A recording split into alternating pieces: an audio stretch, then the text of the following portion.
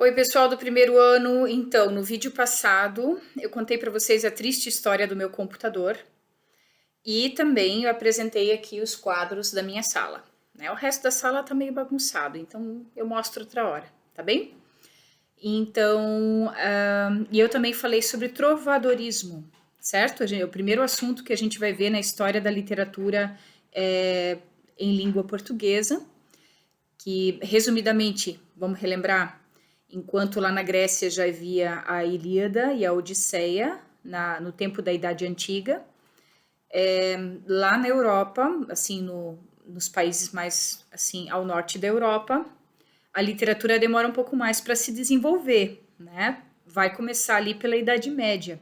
Então, na Idade Média, você tem os primeiros textos literários, que são justamente as cantigas dos trovadores, tá? Menestréis.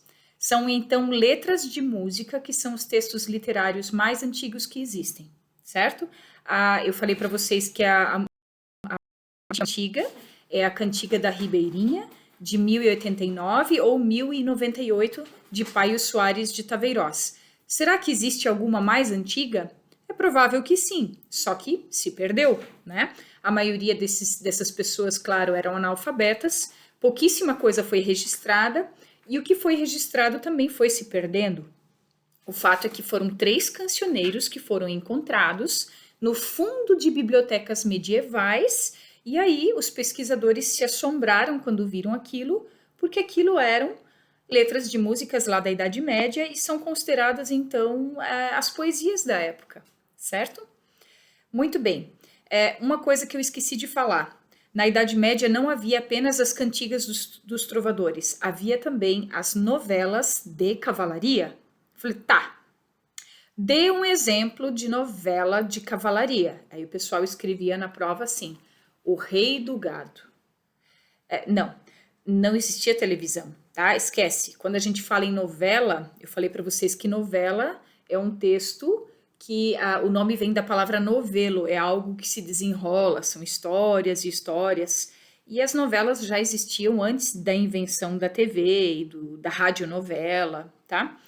E quando a gente fala em novelas de cavalaria, a gente está falando de Rei Arthur e os Cavaleiros da Távola Redonda, certo? As lendas do Rei Arthur, do Mago Merlin, da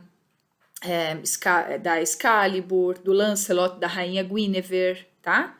Do Galahad e o Mago Merlin e assim por diante. Essa edição que eu tenho aqui é da Zahar, ela é bem bonita, né? Bem legal. E as histórias do Rei Arthur são muito legais, tá? Tem também as histórias do Robin Hood e outras novelas de cavalaria menos conhecidas, como as histórias do Rei Carlos Magno e dos 12 Pares de França, e, enfim, outras histórias, tá? Medievais. Então, você tem as cantigas, as novelas de cavalaria e também as hagiografias. O que é uma hagiografia? Com H. Uma hagiografia é a história da vida de santos, beleza? Então havia o teocentrismo, a religião era muito importante para as pessoas, Deus no meio de tudo, Deus como explicação de todas as coisas. Se houvesse uma peste negra, é castigo de Deus pelos nossos pecados, né? Então tudo era regido, né? Deus como medida de todas as coisas na Idade Média, a Igreja Católica muito poderosa. Então é isso que você vai ter na Idade Média. Tá? Cantigas de trovadores, certo? Novelas de cavalaria, como as histórias do Rei Arthur. Mas as histórias do Rei Arthur, elas eram lá da Inglaterra, eu sei, mas elas rodavam assim oralmente pela Europa, tá? E e também histórias de santos, né? Então era isso. Gente, primeira coisa que a gente vai ver hoje, tá? Eu queria fazer esse paralelo, falar dessas coisas que eu não tinha falado ainda, das novelas de cavalaria, tá? E o que a gente precisa ver hoje nesse vídeo é cantigas líricas. O que são cantigas líricas? São cantigas que falam de amor, beleza? Então você tem cantigas líricas e cantigas satíricas. Os trovadores vão fazer esses tipos de poesia, certo? De música. As cantigas líricas, elas se dividem em dois tipos, cantiga de amor e cantiga de amigo, tá? O que é... No próximo vídeo nós vamos falar das satíricas, beleza? Próximo vídeo, satíricas, tá? Agora a gente vai falar das líricas. As cantigas líricas, a gente tem as de amor e as cantigas de amigo, tá? As cantigas de amor é sempre um cavaleiro que faz uma música para a sua amada, que tá lá no castelo. Sempre é uma música que envolve muita sofrência. Como assim sofrência? É sempre assim um amor impossível, ou a menina é da nobreza e ele é um cavaleiro plebeu, ou a guria já é casada e aí o amor é impossível, ou ele tem que partir para a guerra e ela fica, ou então ela não gosta dele mesmo, ou ela até gosta dele, mas a família não permite que eles fiquem juntos, né? É sempre um amor impossível, tá? Então é sempre o cavaleiro cantando o seu amor para uma dama que é um amor impossível, inalcançável, tá? Então tem muito sofrimento envolvido. Sempre aquela música muito triste, muito chorona, né? E com muita dor de cotovelo, tá? Aí, o que você vai ter? O homem, o eu lírico, né? O compositor, né? Quando ele vai escrever, ele se coloca como um servo da mulher amada. Não tem ali, que eu falei para vocês aqui, da Idade Média, dos suzeranos e dos servos, dos vassalos, né? Os senhores feudais e os servos. Pois bem, a mesma coisa acontece nas músicas, né? O cara vai se colocar como um servo, um vassalo da mulher amada, né? Ela é como se fosse a senhora dele, né? A suzerana. Então, muitas vezes ele fala, minha senhora, né? É sempre minha senhora isso, minha senhora aquilo. A gente chama isso de vassalagem amorosa, porque ele se coloca como um vassalo da mulher amada. E eu digo para vocês que não é fácil gravar um vídeo quando tem um gato cutucando o pé da gente lá embaixo, né? Né, Iris? Iris! Psss, Iris, vem aqui. Não quer aparecer agora, malandra, né? Que foi, Dois Amores? Dois Amores ainda não apareceu aqui porque ela é tímida, tá? Eu tenho duas gatas. Depois eu mostro para vocês. Então,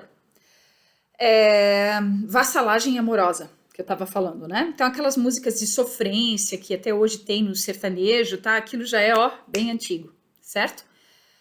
São músicas muito bonitas, que tem, assim, um conteúdo muito bem elaborado, muito bacana, e eram músicas muito comuns nos palácios, tá? Então, assim, os nobres faziam muito aquilo. Aonde surgiram as cantigas de amor? Elas surgiram na região da Provença, na França, certo?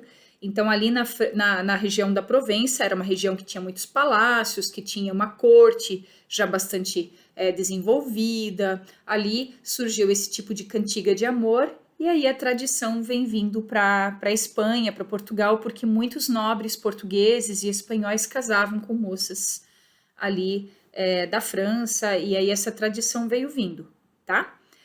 Cantiga de amigo. É uma cantiga para o meu melhor amigo.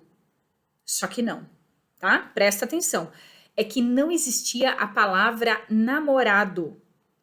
Então, a cantiga de amigo é sempre uma moça cantando para o seu amigo, né? Amigo, a gente pensa assim, amigo. Na verdade é friend, boyfriend, you know? É que em inglês a gente tem isso, né? Boyfriend. Então, acho que não existia a palavra namorado, então é o amado dela. Então, ai flores do verde pinho, se sabedes novas do meu amigo, ai Deus, quer dizer, onde está o meu amigo que foi para a guerra e não voltou ainda, né? Então, sempre é uma moça que está sofrendo de saudades de seu amado, porque seu amado foi para a guerra, não voltou ainda. A cantiga de amigo, ela não vem da França, não. Ela surge ali na Península Ibérica mesmo, em Portugal e Espanha. Ali vai surgir a cantiga de amigo. Ela é mais popular, ela tem uma origem mais popular. E por conta disso também ela é mais repetitiva, ela tem muitas repetições, sabe? Muito refrão, talvez até para o pessoal decorar mais facilmente a letra, porque a galera era muito, na Idade Média, muito analfabeta, essa que é a verdade, né?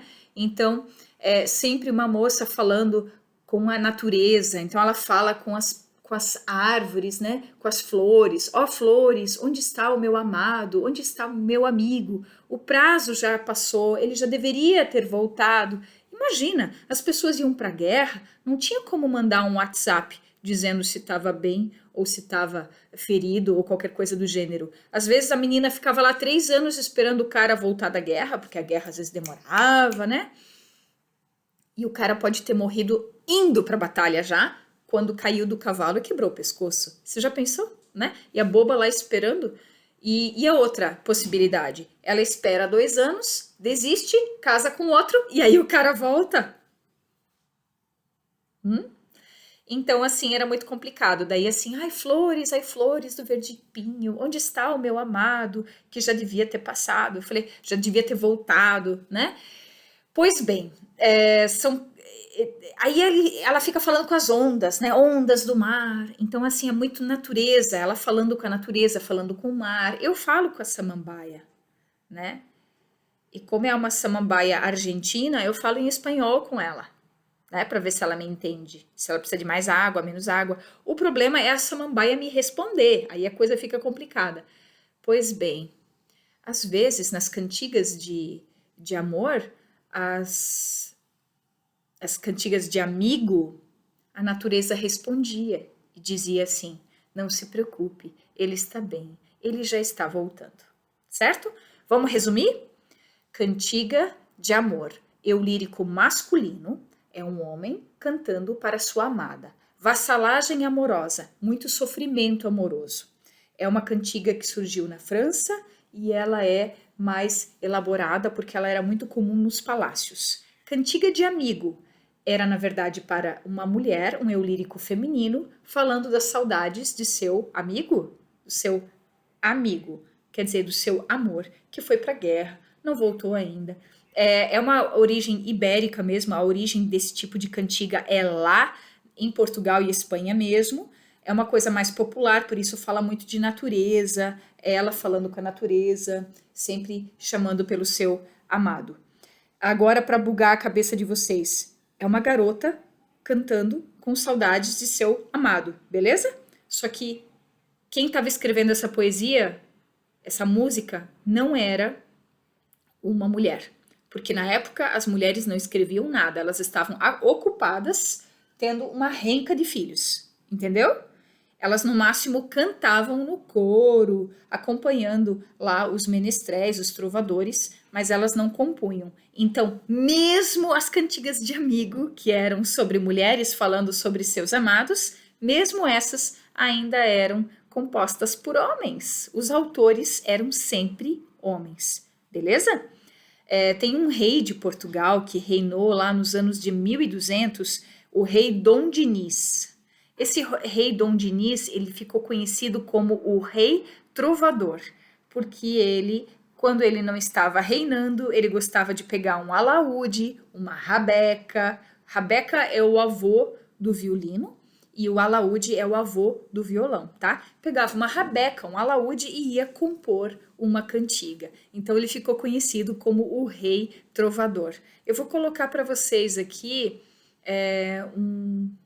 uma cantiga composta pelo rei Dom Dinis, uma cantiga de amigo que ele fez 900 anos atrás. Isso é bem...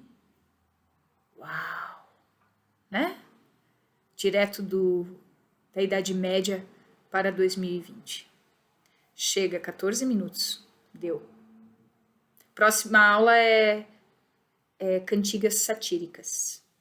São as mais zoeira. Zoeira never end.